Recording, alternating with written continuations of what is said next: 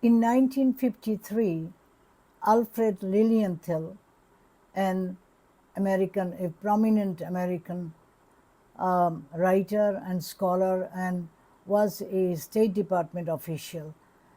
He was also part of the first foundational team of the United States to the UN, and after his resignation, he started writing. He was a prolific writer, and he wrote and he spoke against Zionism. He was an American Jew, Jewish person, and he started talking about, in his first book, it's called What Price Israel in 1953, and after that he wrote quite a few books on the same issue, denouncing Zionism and saying that Zionism is going to do tremendous disservice to the Jewish cause and also to the United States, the country whose approval and whose cooperation enabled Israel to come into existence in 1948, May 1948. And he said that the partition of Palestine in 1947 was a mistake, was unfair to the Palestinian people. They are the indigenous people, and nobody, even the United Nations, did not even take in their consent or had any discussion with that. Unilaterally, United Nations divided Palestine, and that in itself was an unjust and an illegal act. But United States, United Nations, under the influence of Truman administration, Truman administration really going against his own cabinet, orchestrated this partition, forced the United Nations to make the partition in Palestine in 1947, November. And that decision and that pursuit was going against his own cabinet members, prominent members like George Marshall. He was the Secretary of State, and he vehemently opposed it. But despite that, Truman helped Israel, the partition of Israel, Palestine, and helping establish Israel. And the reason behind is to win the next election, because the prominent Zionist leaders promised him that if he facilitate this system of bringing Israel into existence, then they will help him win. And he marginally won, and he was supposed to be defeated by Dewey. But anyway, the thing is that why a Jewish American was so vehemently opposed to the establishment of Israel and a Zionist state in Palestine. Then we have to go back that in 1919. In 1919, after the dissolution of the Ottoman Empire, after the Ottoman Empire get defeated by the Allied force, Britain, and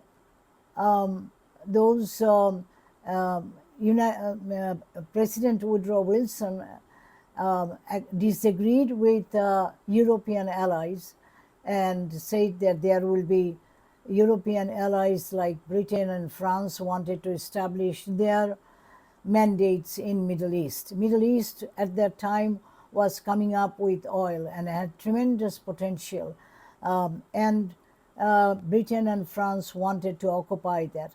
But behind that, there is another secret reason, and that is the Sykes-Picot Agreement in 1916, that France and Britain promised France that it will give Palestine to France, and if it agrees with Britain, in partitioning and dividing the Middle East among these two powers. Woodrow Wilson did not know that. He was the American president at that time. And on the basis of 1916 Sykes-Picot Agreement, 1917 Balfour Declaration, that we call declaration, actually it was a letter from the secretary, or foreign secretary of Britain, to Rothschild, the prominent Zionist in Britain, that Britain intend to give Palestine to Jewish people to make their homeland. It was homeland, not a state. That is called declaration, Balfour Declaration, that Israelis celebrate so much. But that land, Palestine, did not belong to Britain or France. And when in the peace treaty, after the war in Paris peace treaty, Woodrow Wilson heard about this plan, or a little bit of the plan.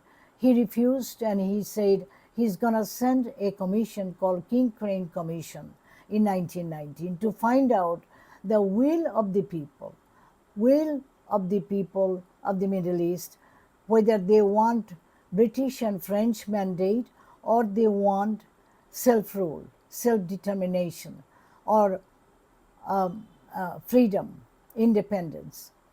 So King-Crane Commission had extensive survey in the Middle East in 36 different locations. And the report, that King-Crane Commission report of 1919, is a landmark document which warned the world, particularly the United States, that establishing a Jewish state in Palestine is going to cause endless wars and conflagrate the entire region.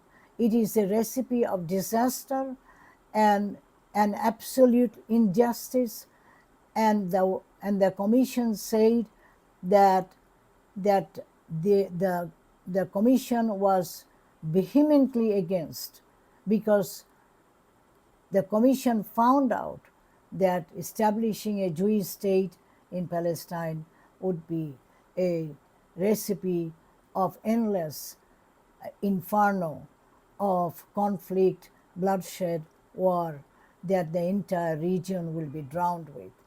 And that prediction came true. That report, after Woodrow Wilson actually became ill and could not participate in the 1919 Versailles final negotiation of the treaty. From that time on, the influential Jews, influential Zionists, kept that document, the report, hidden in the archive from the rest of the world for about half a century. It is now open. People can see it. The 1919 King-Crane Commission report. And the report also said something interesting, that overwhelming people were euphoric, extremely happy about Wilson's intention of giving them or helping them to become independent and establish their own states, their own governments. And they expressed they want Western-style democracy in 1919. So when there are barrage of accusation all this time, the entire century, the Arabs were not fit for democracy at that time, and after that time, even now, Arabs are not fit for democracy, is absolutely a false statement. It's a lie. And history is exposing that. And the King-Crane Commission exposes that, but then also that in 1928, another event happened. there was a proposal, peace proposal, that was given to the Palestinians and to the Zionists. 17% at that time, the population, Jewish population, was 17% of the entire, from river to the ocean, river to the sea, Jordan River to the Mediterranean Sea. The entire land had only 17% Jewish population, and rest 83% were majority Muslims, but there were Christians and there were other followers of other religions. But anyway, the Muslims and the Arabs, actually, Christians and Muslims together, the Arabs accepted the proposal in 1928 that there would be a secular state and there will be 50-50 power sharing among the Arabs and the Jewish people. And mind that the Jewish people were only 17% at that time. And Arabs were the indigenous people whose forefathers lived in that land for centuries, for 11 centuries.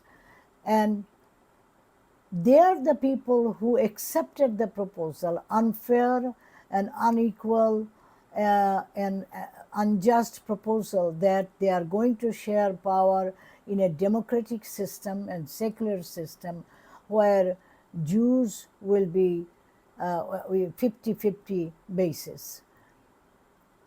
Is the Arab leaders accepted the proposal for peace and stability in the region, and they knew that Jewish people are under the protection of British mandate. So realizing a lot of things to avoid turmoil and conflicts, they accepted the proposal. But Zionist leaders did not accept the proposal. This is a thing that doesn't come out. You will hear time and again, in the last 2, 3, 4 decades, I was deafened by these words repeatedly said that Arabs had so many peace opportunities, but they did not take it. They are not democratic. They don't want to live with the Jewish people. They want to annihilate the Jewish people. They want to drown them in sea and all these things. Then who are the people who accepted equal power sharing arrangement in 1928 on a democratic basis? Who are these people? They wanted democracy. They wanted self-rule. They wanted to exist peacefully next to the Jewish people. The Arabs expressed their willingness to live peacefully with the Jewish people. It was the Zionist, not the Jewish, but the Zionist leaders who rejected the proposal. And that should be borne in mind today, because today's turmoil and this charge of anti-Semitism and all these things are related to the past history. Now, Israel often says that Hamas is a terrorist organization. And before that, PLO, Palestine Liberation Organization, a Palestinian Liberation Organization, was a terrorist organization. Until very late, they accepted PLO. But this is how they avoid having a peace process with the Arabs and with the Palestinians. Palestinians time and again wanted to have peace with the Israelis and before that with the Zionists. But Zionists has a greater plan. They were not interested in sharing the land with Palestine. They were not interested in sharing the land with the indigenous people who had the claim on the land. They are, most of the Jewish people at that time were the immigrants from Europe, and more immigrants would come down the line. But this is the story, and then they accuse that all these groups, not only Hamas and PLO and all these, but other groups as terrorist organization. But I want to remind you, this is the reality. Haganah was a terrorist organization. It was established in 1920. It was a Zionist terrorist organization. And 1930, even a more fierce organization called Irgun was established. These organizations' goal was to terrorize Palestinians, drive them out of Palestine, and so that there could be a Zionist state. This is the reason. And so terrorism started, Zionist terrorism started.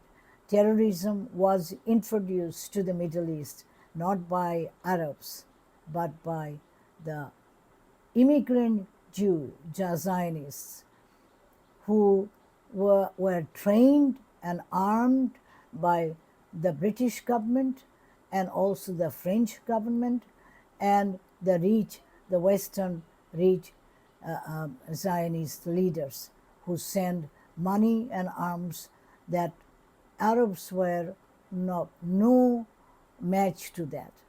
So there were some bloodshed, but every time Arabs were defeated and massacred and brutally repressed them. So now the question is, when PLO came into existence? PLO came into existence in mid-60s, 1960s. The Zionist terrorism started in 1920s.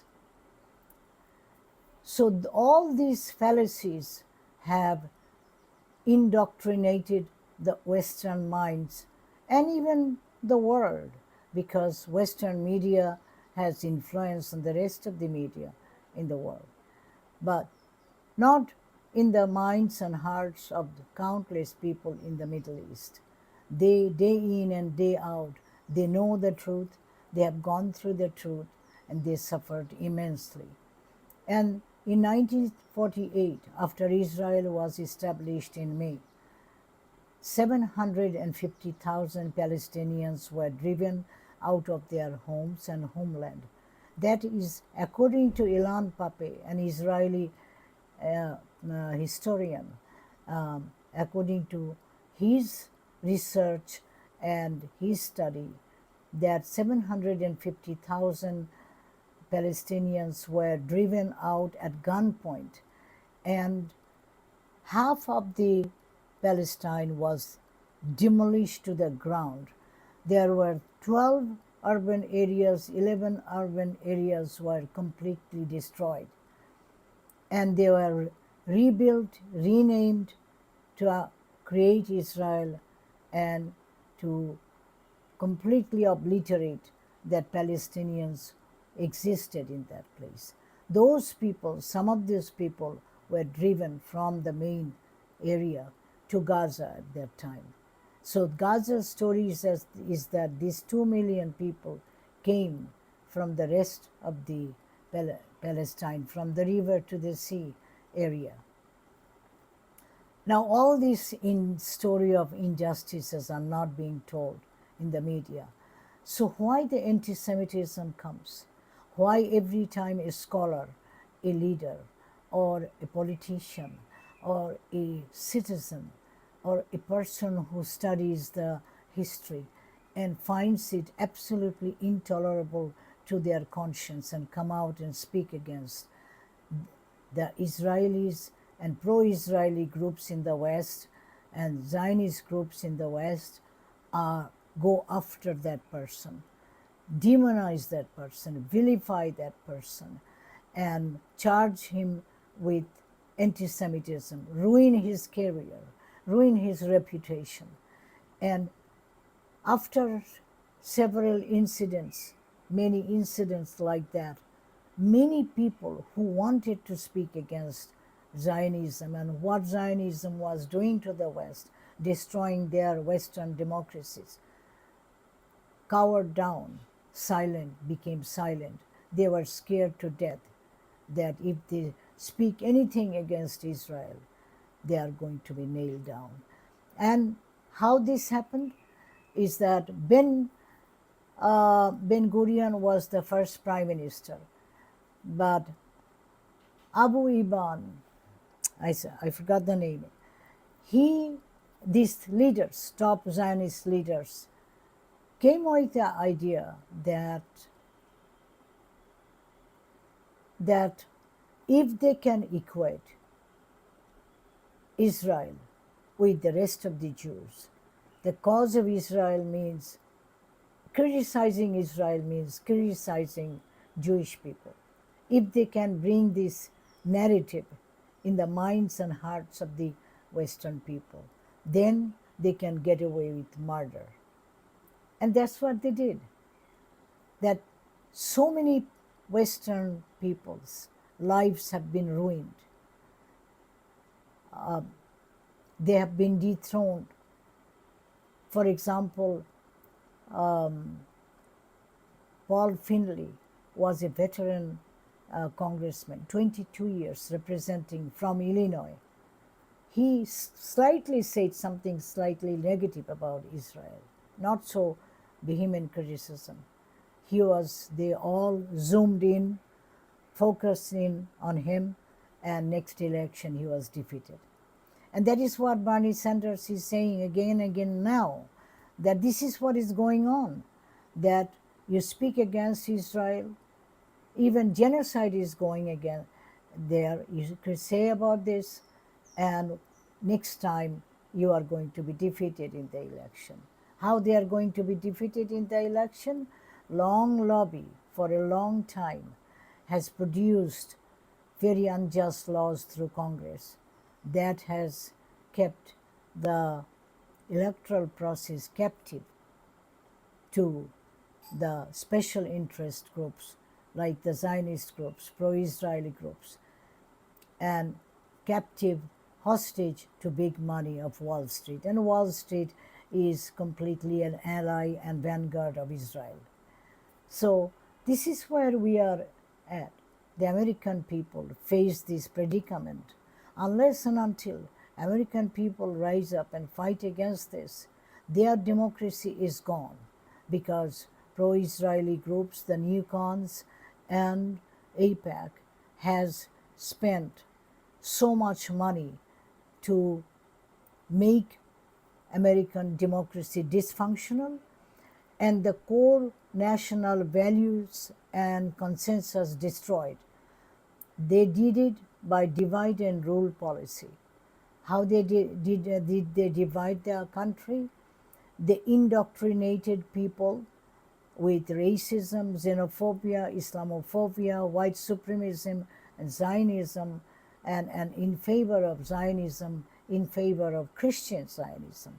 And Christian right groups actively participated in the scheme.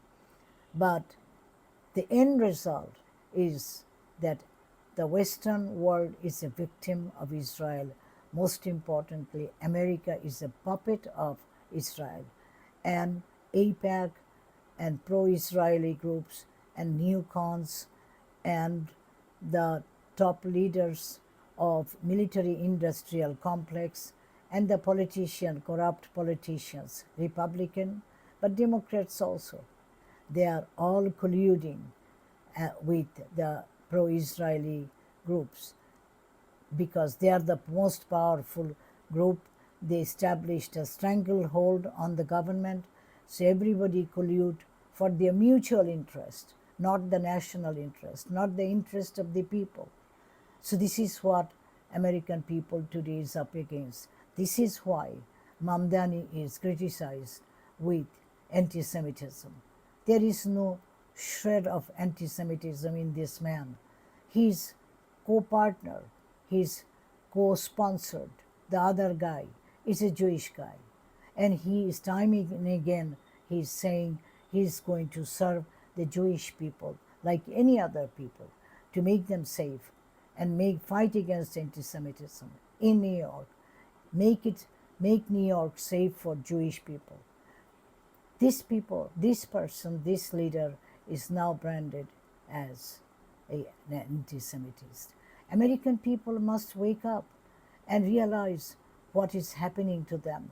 Unless and until they realize it, their country is becoming worse and becoming completely a puppet by a foreign tiny country. It's like America has created a Frankenstein in Middle East, and today America is going to be destroyed by that Frankenstein. So I am leaving this message to you. I know that I will be targeted, but all these things are written and said by scholars, but not like people like me. It is my pain, it is my sense of justice, and it is the agony and how the people of Palestine suffered this epic injustice. I did not have a choice. I had to speak out. I'm going to speak out, and I will continue to speak out. Thank you. My name is Ruby Amatulla. I am an activist, human rights activist. Thank you.